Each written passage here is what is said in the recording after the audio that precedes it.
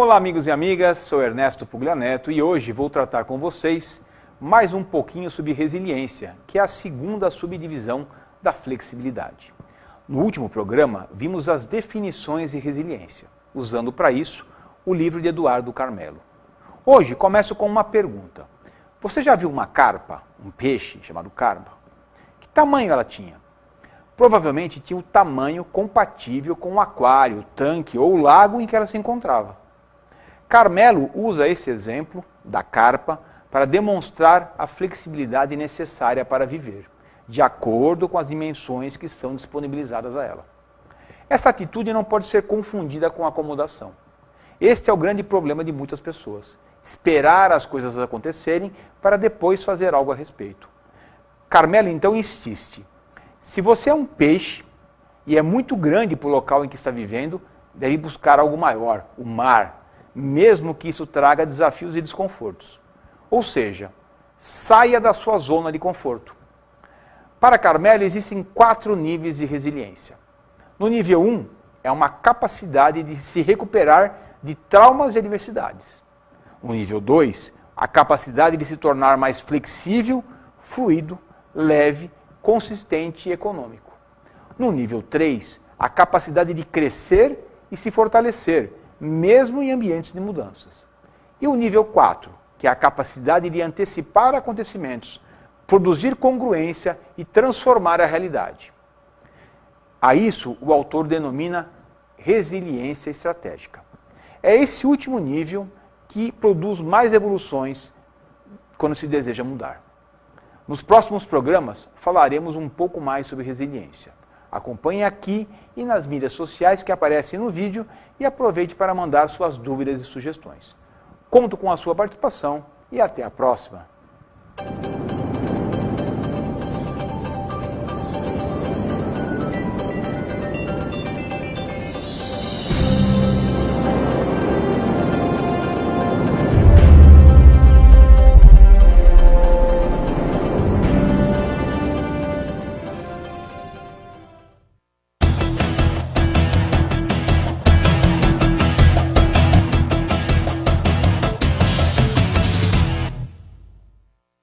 O programa a seguir é livre para todos os públicos.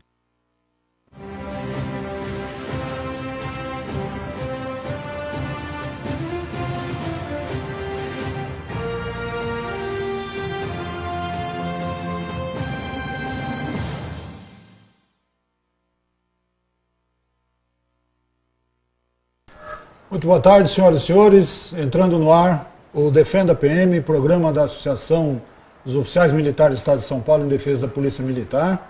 Estamos ao vivo pela TV Osasco e Facebook da Defenda e da OMESP.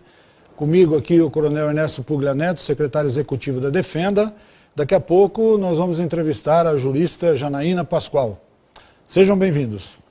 A AOMESP, Associação dos Oficiais Militares do Estado de São Paulo, tem uma ótima notícia para a família policial militar. A juíza Carolina Martins Clemêncio Duprá Cardoso determinou ao governo do estado reimplantar em 30 dias, em folha de pagamento, os adicionais temporais quinquênio e sexta parte suprimidos, requeridos em mandado de segurança coletivo.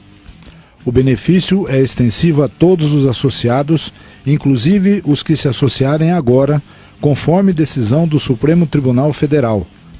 Em maio, o governador do estado, Márcio França, disse que quer resolver todas as pendências. França classificou como inversão da lógica o Estado dever e não pagar. A AOMESP espera que a ordem judicial seja cumprida. Olha, sempre lembrando do nosso grito de guerra para essas eleições, né? Policial militar, voto em policial militar. Inscreva-se para participar do primeiro encontro de pré-candidatos da Polícia Militar. O evento vai ser agora dia 4 de agosto em Campinas. Do vereador Tenente Santini, e o encontro tem o apoio da Defenda e de várias outras associações da Polícia Militar. Foram convidados os candidatos a governador Márcio França, João Dória e Paulo Scaff. Estarão presentes também os parlamentares Major Olímpio, Capitão Augusto, Coronel Telhado e Coronel Camilo.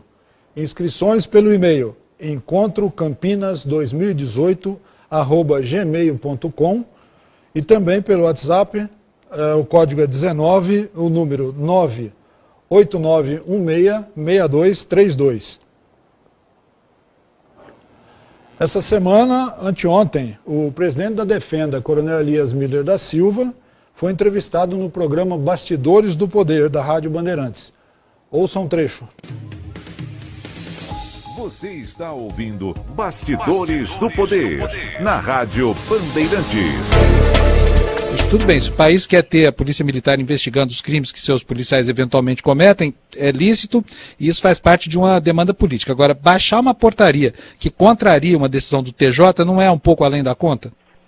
Nós aprovamos o projeto de lei 9299 de 96, que alterou o artigo 82, parágrafo 2º do Código de Processo Penal Militar. E lá diz que, diante de um crime doloso contra a vida, praticado por um militar contra um civil, o inquérito policial militar, que é remetido para a Justiça Militar, ele deve ser encaminhado para o Tribunal do Júri. E nessa mesma linha, Panúzio, na emenda 45, reforma do Poder Judiciário, nós alteramos o artigo 125, parágrafo 4º, e nós colocamos que a Justiça Militar Estadual não julga o crime praticado contra civil, porque é competência do Tribunal do Júri. Os delegados de polícia, a DEPOL, numa luta corporativista, eles entraram no Supremo com a ADI 4194, questionando da PM na lei federal de investigar o crime doloso contra a vida. E o Supremo Tribunal Federal, Panúzio, por 5-4, entendeu que essa competência é da Polícia Militar. Então, Panúzio, colocando a coisa clara, e eu até te passo isso depois em e-mail, o Supremo já decidiu, e agora o ano passado o ministro Barroso, relator do recurso extraordinário aí de São Paulo, disse que quem investiga primeiro é a Polícia Militar na sua competência constitucional e legal. A íntegra da entrevista do Coronel Miller a Bandeirantes pode ser ouvida no site da Defenda, www.defendapm.org.br.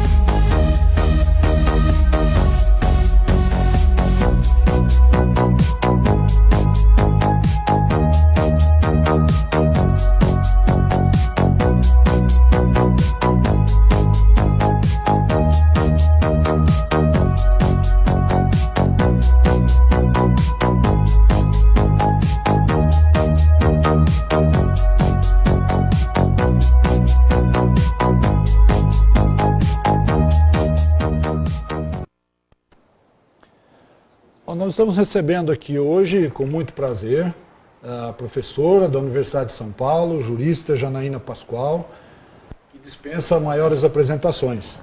Doutora Janaína, muito obrigado por ter aceitado nosso convite. Eu que agradeço a honra do convite, cumprimento toda a equipe aqui, quem está assistindo também. Obrigado.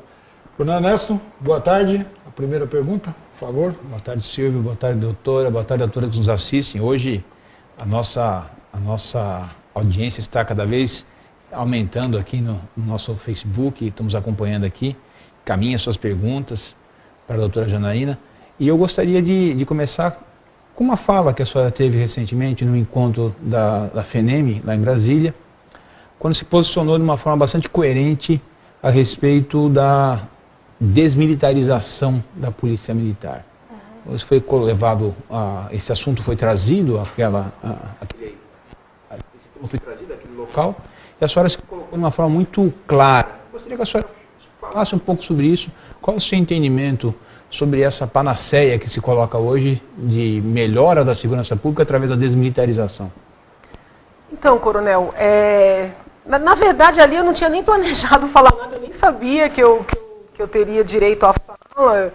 Fui agraciada com uma medalha, o que muito me honrou. A questão é a seguinte: pela minha vivência na universidade, eu percebi que existe uma bandeira que é a bandeira da desmilitarização, né, que é uma bandeira que vem ao lado de outras tantas, de uma visão esquerdista da sociedade, vamos dizer assim, em que se atribui a militarização da polícia ou a existência de uma polícia militar um aspecto negativo que, ao meu ver, não há. Né? Então, assim, o que eu tentei explicar nesse evento em Brasília foi que, inclusive, por trás de determinadas propostas, como a proposta da unificação das polícias, o que existe é um desejo de desmilitarização. É muito interessante que toda vez que a gente ouve ou lê manifestação de especialistas em segurança pública, sobretudo os acadêmicos, é muito comum eles dizerem que para resolver o problema da segurança pública é necessário unificar as polícias. Porém, raramente eles explicam que esta unificação seria a transformação numa única polícia de natureza civil. Na verdade, o que eles querem é a desmilitarização da PM, né? Isso, quando é para o grande público, nem sempre é dito com todas as letras, mas internamente nas universidades, isso está mais do que colocado de maneira clara. E eu sou contrária, né? Sou contrária à unificação. Muito embora respeite a divergência, eu vejo com bons olhos haver duas instituições, até porque eu gosto muito dessa ideia da divisão dos poderes, né? Eu acho que um poder fiscaliza o outro, uma única polícia é algo que pode dar um superpoder, que eu particularmente não vejo com bons olhos. Além de eu ser contrária à unificação, eu sou contrária à desmilitarização. Seja uma polícia só, sejam duas polícias, eu sou contrária à desmilitarização. Entendo que esses valores da hierarquia e da disciplina, eles são essenciais. Os valores militares na polícia, eles são essenciais para que a polícia funcione e para que a polícia funcione bem. Né? Tem experiências muito positivas com a polícia militar e pode até alguém dizer, mas essas experiências positivas não decorrem da militarização. Eu entendo que é uma maneira de garantir o funcionamento. Né? Isso não significa que, conversando com algumas pessoas que são menos ideológicas e defendem a desmilitarização, elas argumentam no seguinte sentido: hoje o policial militar é diferente do policial militar do passado. Né? Ele é mais preparado intelectualmente, muitos têm títulos acadêmicos, então já não existe mais aquela obediência cega, né, a uma ordem só em função da diferença de patente. O fato de ter uma estrutura militar hierarquizada, com disciplina, não necessariamente significa que este homem mais preparado não possa ter espaço, muito pelo contrário. Né? Uma pessoa bem formada, fazendo as suas funções, inclusive na rua, com grande público, é uma pessoa mais capacitada até para solucionar um conflito de maneira não repressiva. Né? Porque o papel preventivo do homem na rua, da mulher que está na rua, né, esse policial preparado, ele tem um efeito em termos de segurança pública muito maior, às vezes, do que aquele efeito repressivo do prender, do levar e de tomar as providências. Infelizmente, hoje em dia, nem acontece muito no Brasil, né? As falhas investigativas, a demora processual de uma pessoa que foi presa, até ela ser condenada, efetivamente, isso criar um castigo que possa servir de exemplo, falando de uma forma bem leiga, né? Demora tanto isso que, às vezes, esse papel inicial que a senhora está ressaltando muito bem, ele é muito mais efetivo. Sim, sim, porque existem conflitos entre vizinhos, conflitos intrafamiliares, entendeu? Conflitos em torcidas, conflitos que demandam muito mais essa inteligência emocional que o preparo acadêmico confere do que a própria força. Né? Então, eu não vejo assim essa incongruência da manutenção da estrutura militar com uma maior capacitação do homem e da mulher que faz parte da corporação militar. E eu sei o que tem por trás dessa ideologia. Né, que eu vejo como uma ideologia ruim, é o enfraquecimento. Né? Então, assim, querem desmilitarizar, porque existe todo um discurso de endeusamento do crime, e é interessante para o crime que as polícias sejam fracas. Então assim, além de eu vislumbrar benefícios, né, na hierarquia, na disciplina, eu entendo que os malefícios de uma desmilitarização são muito grandes, porque o intuito é um fortalecimento do crime. né? Então, assim, hoje você só admite esses mesmos ideólogos, esses mesmos especialistas que querem desmilitarizar a polícia, querem desarmar a população civil e defendem os criminosos a todo custo. E querem descriminalizar, né, o uso de entorpecente. Sim, então assim, eu sou uma grande defensora dos direitos fundamentais, porque quando a gente fala isso, as pessoas falam assim, ah não, então você é contra os direitos do investigado, contra os direitos do preso, não é nada disso. Eu sou defensora dos direitos fundamentais, não podem sofrer nenhum tipo de abuso, agora a gente não pode endeusar a criminalidade, né? E o que está acontecendo é o seguinte, o cidadão não pode se defender, a polícia enfraquecida, né? Basta ver os pleitos de que durante manifestação o policial não pode estar armado, né? O que faz um policial desarmado no meio da multidão? Não tem o que fazer. Então, assim, querem desmilitarizar a polícia, desarmar o cidadão e endeusar a criminalidade. Então, como eu vislumbro esse discurso como um discurso muito mais significativo do que ele transparece, muito menos técnico, muito mais ideológico, eu, há muitos anos, não é de agora, há muitos anos, venho fazendo resistência a ele dentro da universidade e nos espaços que me são concedidos, como esse aqui. Pelo que a senhora está falando, então, esse ranço da ditadura militar que permeia esse discurso cai por terra, isso é inválido também. Não, isso é só um argumento que é alçado, né, que é trazido, porque é um argumento politicamente correto, é um argumento que tem uma repercussão entre a intelectualidade, ele é bonito, vamos dizer assim. Então ele é trazido para referendar um objetivo que não tem nada de bom. É um objetivo de menos proteção para a sociedade. Eu vejo assim. Estou certo, estou errado, eu não sei. Eu ia fazer uma pergunta, até na sequência da que a senhora está dizendo. Como é que isso é, a sua tese, como é que ela é vista dentro do meio acadêmico? O senhor diz com relação a esse assunto? Isso. A senhora está pregando sozinha no deserto ou não? Completamente isolada. Sempre fui. Sou completamente isolada, porque eu tenho um pensamento muito diferente dos meus colegas, né? Talvez algum colega até concorde comigo em alguma medida, num ou outro ponto, mas se cala, para não arrumar confusão, entendeu? Eu não desrespeito ninguém, não sou malcriada com ninguém, não ofendo ninguém, mas eu não me calo, né? Posso estar certa, posso estar errado, o senhor pode dizer assim, Janaína, não concordo com nada disso, ou em outros temas.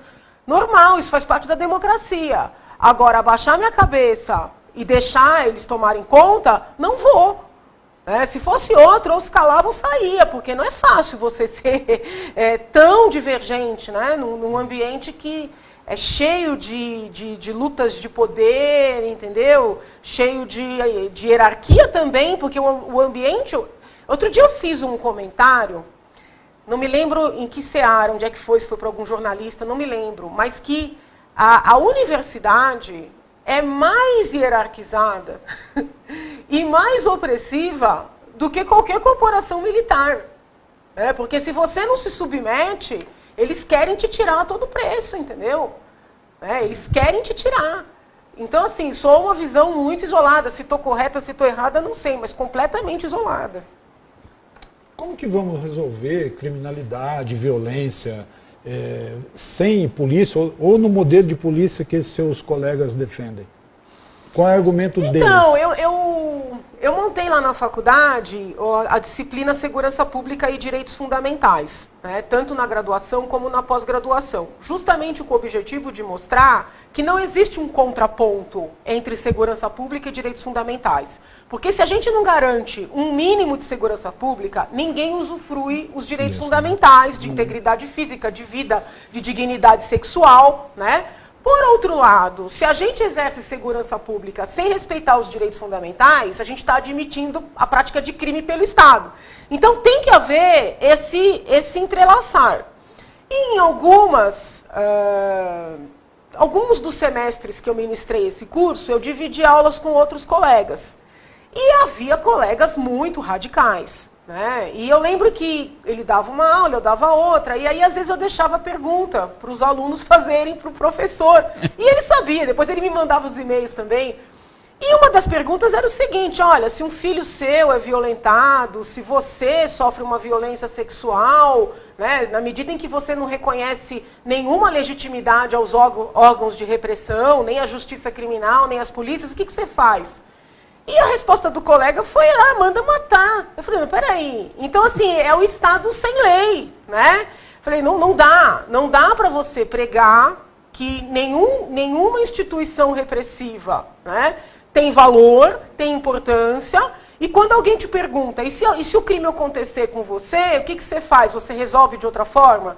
Então, a bem da verdade, acabam por reconhecer que esse aparato todo ele é necessário, né? E a gente tem que trabalhar com esse aparato de maneira que ele esteja em conformidade com a Constituição Federal, com a legislação, mas não simplesmente tirar a legitimidade.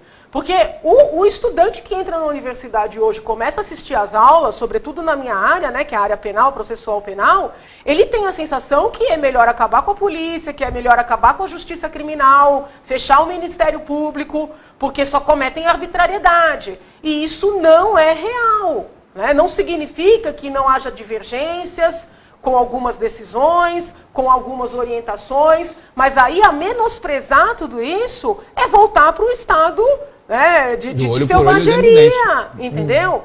Para que tudo isso é criado? Se a gente voltar até para o momento fictício do contrato social, é para que o Estado tome as providências no caso de uma agressão contra o indivíduo, né? E toda a legislação é para proteger o indivíduo do próprio Estado e também de outros indivíduos.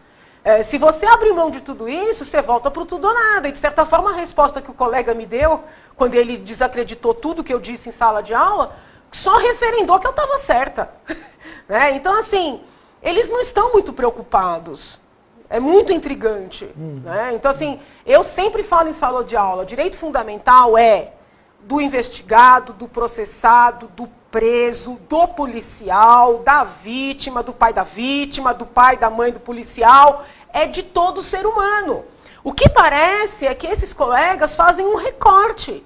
Só interessa o direito fundamental do imputado, né? O policial não é um ser humano, a vítima é colocada lá no final da fila, né? A vítima e nada é a mesma coisa.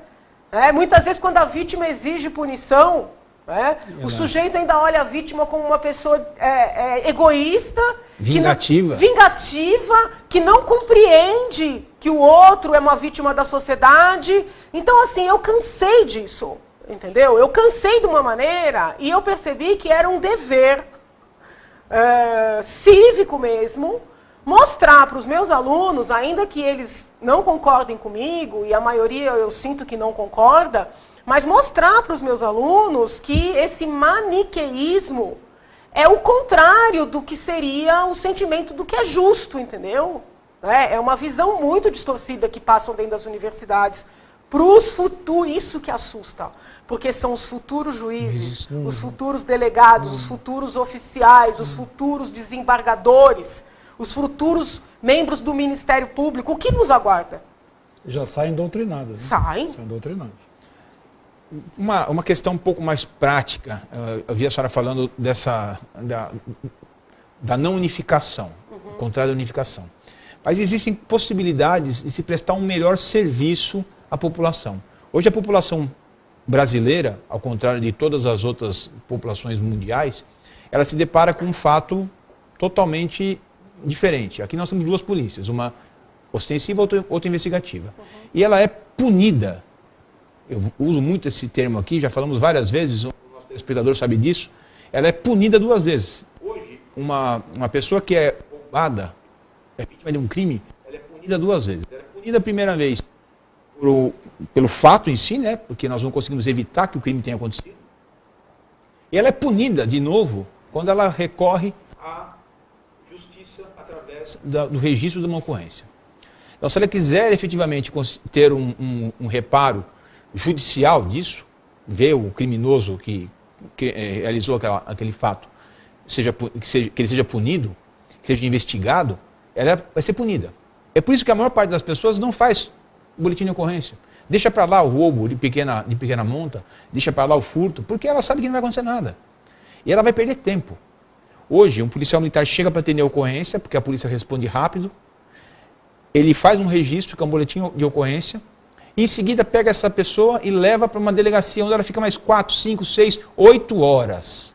O que a senhora acha desse sistema? E a senhora entende que o termo circunstanciado de ocorrência, elaborado pela policial militar, ele pode ser empregado de uma forma lógica para melhorar esse sistema de atendimento? Olha, ser contrária a uma polícia única ou uma unificação não significa ser contrária a desburocratizar, né? Então, o que o senhor está falando são medidas de desburocratização.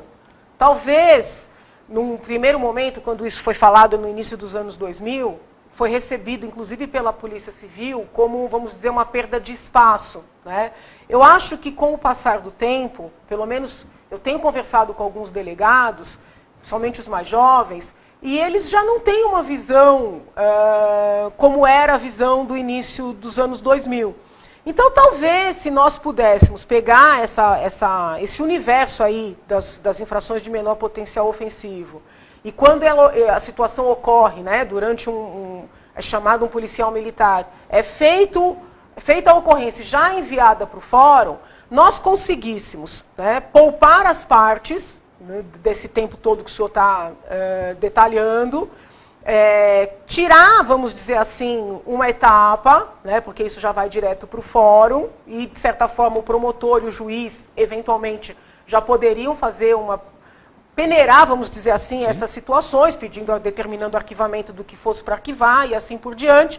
E poderíamos resguardar a Polícia Civil, né, que sofreu um desfalque grande nos últimos tempos, né, e eu vejo isso com maus olhos. Eu acho não tem por que não investir, né, nesse trabalho importante da investigação.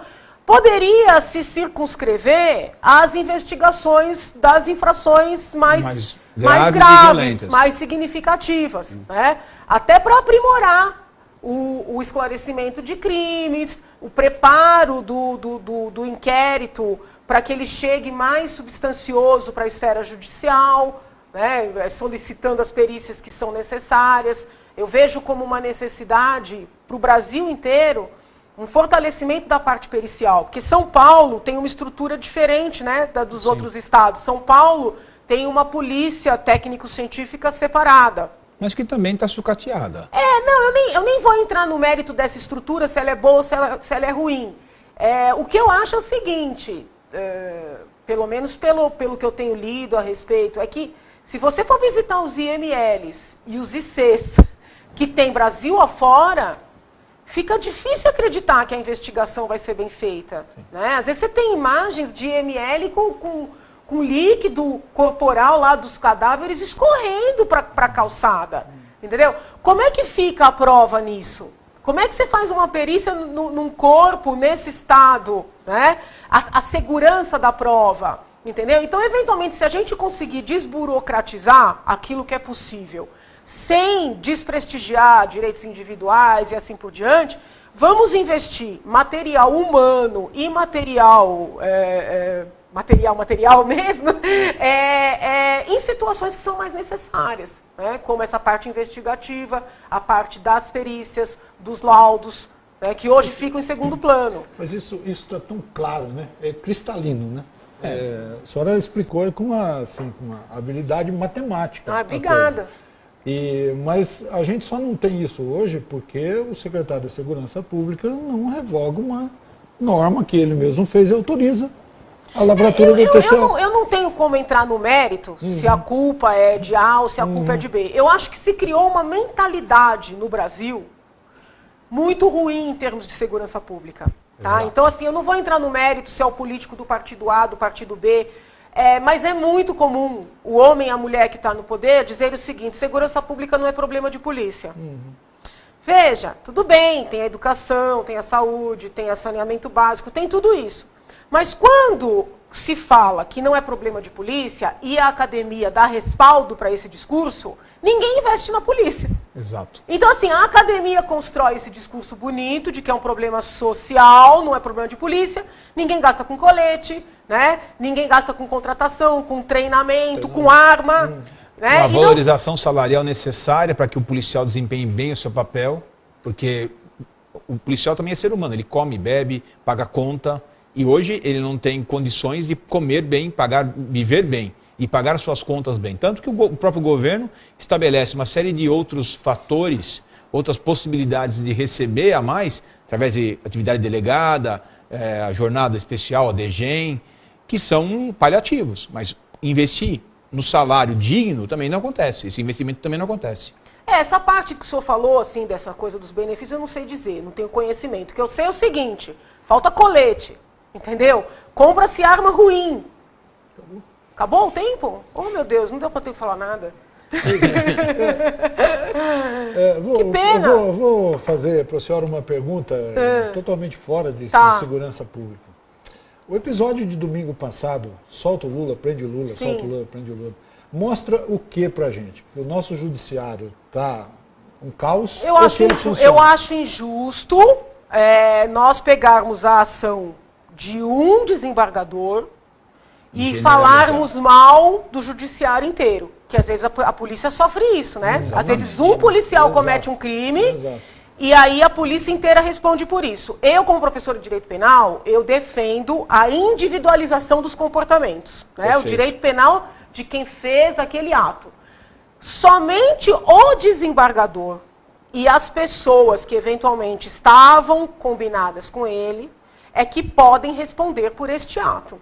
Tá? Então não acho justo a gente falar mal do judiciário inteiro. Até porque nós tivemos uma demonstração de seriedade ímpar. Exatamente. Primeiro de tudo, por parte do delegado da Polícia Federal, que foi corajoso até de dizer não cumpro uma ordem que, ao que tudo indica, é manifestamente ilegal. E é conflitante com outra. Não foi fácil para o DP. Pensa que é fácil? Os senhores, não sei se o senhor é policial também, o coronel sabe como é difícil olhar para cima e dizer não cumpro. Exatamente. O delegado fez isso. Ao fazer isso, ele deu tempo para o juiz Sérgio Moro, depois para o desembargador Gebran, depois para o desembargador Flores, se não me engano, esqueci, não tenho certeza, para eles reverterem o ato injustificável do desembargador plantonista. Ontem, não sei se os senhores leram, mas a doutora Raquel Dodge, Procuradora-Geral da República, pediu a aposentadoria compulsória ao CNJ, solicitou a instauração de inquérito por prevaricação no STJ, então eu entendo que procedeu da maneira que haveria de proceder. O que eu estou achando estranho com relação a este episódio é o fato do corregedor do judiciário mandar investigar os juízes que corrigiram o problema. Porque aí a mensagem que fica é o seguinte, olha, deixa a coisa errada acontecer, não mete a mão que é melhor para você. E esse não é um bom exemplo. Né? Então a gente tem que começar a responsabilizar exclusivamente quem merece ser responsabilizado. Esse negócio de colocar todo mundo para ser investigado, para depois ver como é que fica, isso não está correto dentro de uma república séria. Perfeito. Bom, tempo esgotado. Agradeço o convite, que pena, muito pouco. Sua presença, muito boa. Olha, a gente tem perguntas aqui para mais 2 dias e meio de programa. É que eu falo demais. E eu não consegui nem mostrar as participações aqui das pessoas que estavam acompanhando pela internet. Desculpem, passo depois para a doutora. Obrigada, gente. Muito obrigado. Encerrando o programa de hoje, Regina Volpato. Oi, eu sou Regina Volpato, jornalista e apresentadora do programa Mulheres da TV Gazeta. Eu quero dar os parabéns para o policial militar que todos os dias sai de casa para cumprir o seu ofício, a sua missão, defendendo os interesses da comunidade. Muito obrigada, vocês contam com a minha admiração. Ficamos por aqui, tenham uma ótima quinta-feira, um bom fim de semana e até quinta que vem.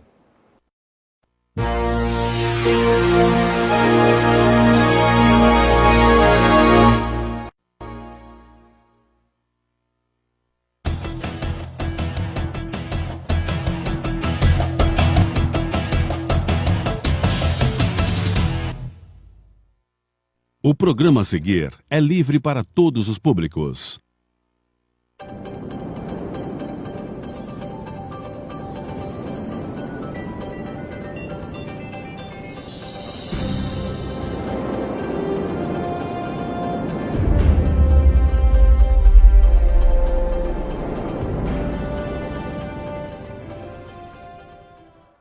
Olá, amigos e amigas, sou Ernesto Puglianeto e hoje vou tratar com vocês um pouquinho mais sobre resiliência.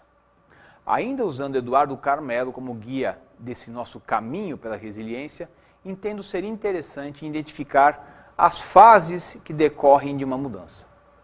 Inicialmente, há o choque, que é a primeira reação, é aquela história de não acreditar no que está acontecendo, ou naquilo que aconteceu. Em seguida, vem a fase da negação, onde nos colocamos como vítima do que está acontecendo ou do que aconteceu. Na terceira fase, surge o reconhecimento. É onde começamos a compreender o novo cenário, aquilo que aconteceu depois da mudança. Por fim, surge a aceitação, a adaptação ou a ação eficaz, que é uma resposta à pergunta: o que nós podemos fazer diferente? Essas 4 fases nos levam da resistência, daquilo que não pode ser, à resiliência, o que eu posso fazer? Por fim, Carmelo traz o ciclo da resiliência, que se inicia com um desafio, passa pela avaliação do cenário, segue pela percepção sobre o que mudou, ainda pela significação de todo o conteúdo captado, para possibilitar uma mobilização. E como nas palavras de Heráclito, nada é permanente exceto a mudança, começamos todo o ciclo novamente. Acompanhe por aqui e nas mídias sociais que aparecem no vídeo e aproveite para mandar suas dúvidas e sugestões. Conto com a sua participação e até a próxima.